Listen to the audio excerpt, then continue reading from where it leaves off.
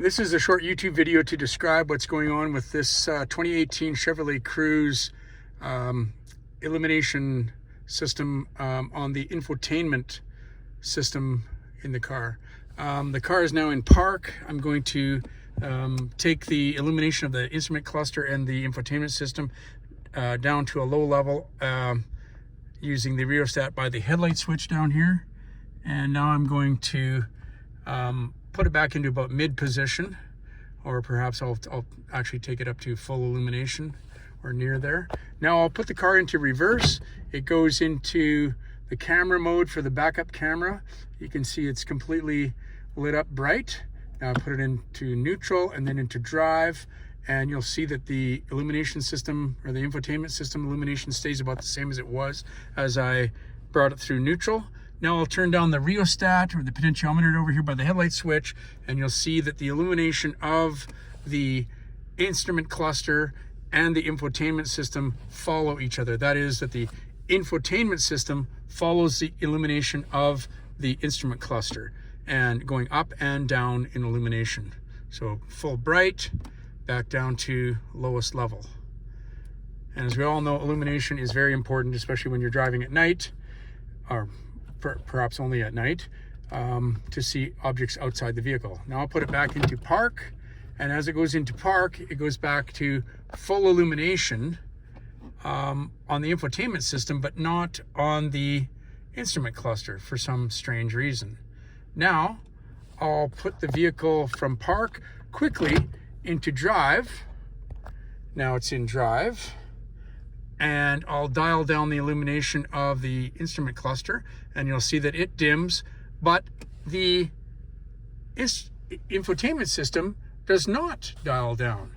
And now I'll turn up the illumination on the instrument cluster, and you can see clearly that the infotainment system illumination does not follow in brightness when you change the rheostat or potentiometer by the headlight switch. And it doesn't matter if the headlight's in automatic or manual. That has no effect on this anomaly. And that's the problem. And sometimes you'll just, by shifting it back into park, quickly or slowly, it will kind of reset, or it will give it a bit of a head shake, for lack of a better word. And then it will start to behave again normally. There it is in reverse, full illumination on the infotainment system for the backup camera, and into drive. And now we'll see if it follows again. And now it goes back to following the infotainment system illumination, follows the instrument cluster illumination. And if I dial it up again, it follows. Now if I put it back into park, the infotainment system goes full illumination, and the instrument cluster goes down in illumination, but not the infotainment system.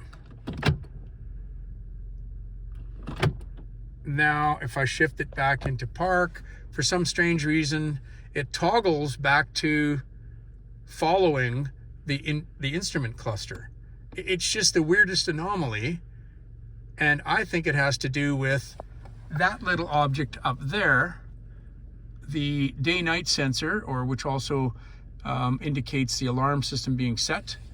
It doesn't sample that quick enough between where it is in reverse and where it goes into neutral. It should remember whether that sensor was day or night sensing, and it should set the infotainment system illumination back to following the instrument cluster. And I can tell you this, as a long time, almost only General Motors customer, driving General Motors vehicles all my life, since I was 16, I'm now 64. Very disappointed that nobody at General Motors seems to give a shit about fixing this obvious safety problem. If I start this car up, as I will now, and I press the button without my seatbelt on, instantly the seatbelt dinger comes on. And I ask you geniuses at General Motors, what is going to actually cause an accident? Not having your seatbelt on, or this illumination system not working properly? If that illumination system is on full bright and it is such that it's not following the instrument cluster illumination, as I'll show you now, there it's following that time. And if I put it back in to park and I dial up the illumination to full bright, and then I shift it into gear quickly, into drive, and then I pull it down again, illumination. There now, for some reason it's following in. It's a very intermittent problem. Full bright on reverse, put it back into drive, or park I should say. Now I'll go back up to full bright, and now I'll put it into drive really quick. Now we're in low, there it's in drive. Dial down the illumination on the instrument cluster, and there now you see it's not following. It's stayed on full bright.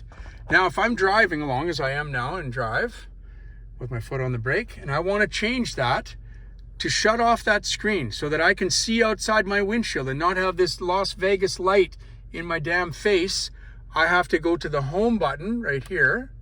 Then I have to press settings, second press, down arrow, third press, down arrow, fourth press, fifth press is display off. In the meantime, I've run over 3 pedestrians, 2 moose, and a small child pulling a tricycle across the road. When the hell is General Motors going to fix this problem? What a disgrace. You say you're going to go fully electric for all your vehicles by 2030? Bullshit. You can't even get the infotainment system illumination to work on a 2018 Cruze. Shame on you. You're a failure company. I'm shamed that you can't fix this.